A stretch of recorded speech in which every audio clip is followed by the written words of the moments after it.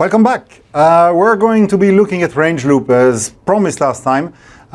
This is again a C++ concept. That's the last control flow instruction, or a variation of one that we've already seen that's proper to C++. And they're sort of important because they're actually affecting an awful lot the standard template library, which we're about to go and delve into next time. So pay attention. So here's an example, and we're going to actually try it in a second, of a range loop. This is a very simple program, as you are used to now. I'm defining main using the namespace std for ease of use. I'm defining a string called vals, and it's just a sequence of character HELLO. And then I'm using this range loop. So it looks like a for loop. It's a lot like a counting loop, but it's slightly different. What we say here is that we say for, then there is the type of the element. Yes, indeed, a string is conceptually a container, a sequence of character. So what I want to do is iterate over the characters in the sequence, so the type of the element is character. V is the name of an element inside the sequence, and then we have a colon, vals, to say every character V is going to be drawn from the container called val. So for every character V from the container val, let's do the body of the loop, which of course says, let's print V equal and then the value of the character. That's all there is to it. It's a very simple thing. It's a loop that's dedicated to work with containers, with C++ containers. And of course, it can work with a whole array of containers. A lot of them are actually usable with the range loop. There are some requirements to actually make use of them, which is typically they have to provide some form of an iterator, which is an animal we will be studying very shortly when we dive into STL.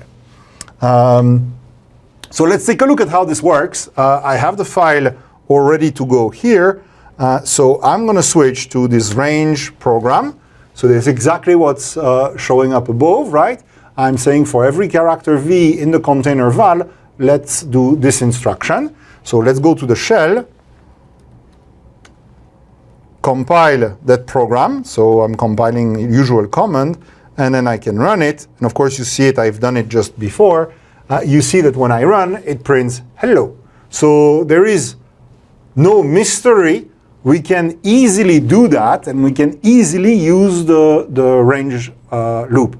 Now you're probably thinking, why am I making such a fuss about this? I mean, it's just a for loop, right? You could just as easily have written the following. So let's write the alternative using the good old-fashioned style, and we've done it in previous lecture. You could have a normal for loop that declares k to be a counter. So now k is the index within the sequence. I want k to be less than vals size. So I have to remember that val has a method size to actually do this. And then I'm incrementing k to go to the next iteration. And the body of the loop, of course, is almost the same, not quite. I actually have to say, no, there is no v, right? But there is actually in vals the element at the kth position. And that's what I'm doing here. I'm printing that. Now, once this is done, say, let's print old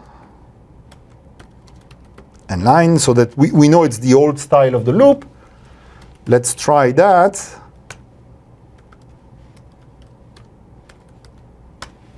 And of course it works the same way, right? So clearly you don't absolutely need this range loop.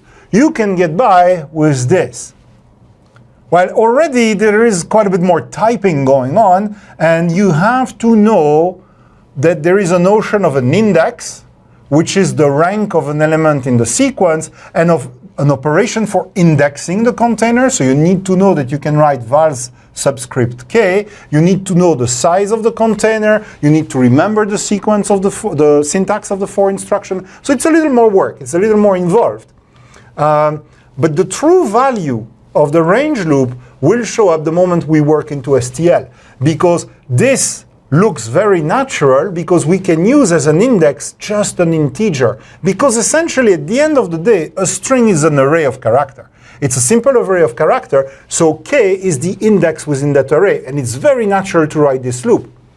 Now, once your container is no longer an array, it's something more complex. Think a map, a hash table, something else. Then it's going to become much more difficult to do because k will not be an integer anymore. It will be a more complex entity. It will be these things we call iterators. And the nice thing is that the for range loop works with those. That is, it works with any container regardless of how it's represented.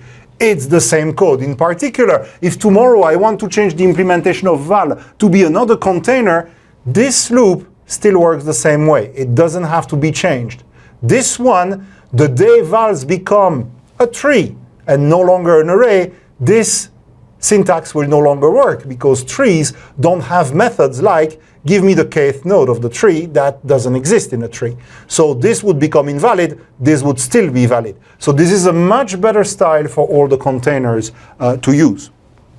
Good. So now let's return to the slides and take a look. We didn't return to the slide. Let's do it for real. So that's the summary, right? The range loop allows me to declare a local variable and draw its value from a sequence. The sequence itself is defined by the expression you see here, right? This expression defines me where I'm drawing values from. The declaration is for the type of the value and the name I'm binding to each value when I'm drawing them. And clearly at each iteration, I'm rebinding that name to the next value as I keep on going. Note that you can still use break and continue within range loop. It's perfectly fine because you're supposed to break from the loop or to continue on to the next iteration. The semantics are the same in this case. So the important thing is the sequence and the expression here, right? So this works well in those cases. Now, what do I mean by a sequence? Well, here's a visual on a simple sequence of natural numbers, starting at 0 and going towards plus infinity, or the largest representable natural number on your 32-bit or 64-bit machine. And when I'm thinking of a range, I'm basically thinking of either one of those, right? The first guy is a range from 2 to 8 inclusive. 8 is included in the range. The second is a notation that you often see in mathematics. It's an open interval. It's an interval going from 2 to 9 excluded. So 2 to 9 excluded is the same as 2 to 8 included. They are exactly the same. And the important thing to realize is that the loop I've written here in the old style is actually using which notation? Well, you get it. K has to be less than val size. It's using this notation. Val size is one past the last because our array are 0-based, and it's excluded. I don't look at that one. The last one I look at is this guy. Okay? So that's the notation. 2 to 8 with square brackets is meant to denote a closed interval. 2 to 9 with a curly parenthesis at the end basically means, hey, it's 2 to 9 excluded. It means the exact same thing, and that's the notation we're already using, right? Each time we write a for loop like that, we're using this notation. We exclude n. We go up to and including n minus 1. That's an important thing. It doesn't look like much right now, but it will matter a lot once our indices, the I here, are more complex than plain integers. Here, I is an int. Once I becomes an object, something much more complex, then this construction will still be written in the same way, except it won't be an int, it will be something else. It will work with the loop, but the important thing, with the range loop I mean, but the important thing is we will be using open intervals to denote the range of elements that we can address within the sequence. So that's the main lesson to remember in this case. So C++, just like C, uses open range to specify the intervals that our loops are going to operate on, and it's a key lesson to take home. So range loop, that's the syntax for declaration. A value drawn from the sequence denoted by the expression here, and we do the statement inside. That's the semantics next to it.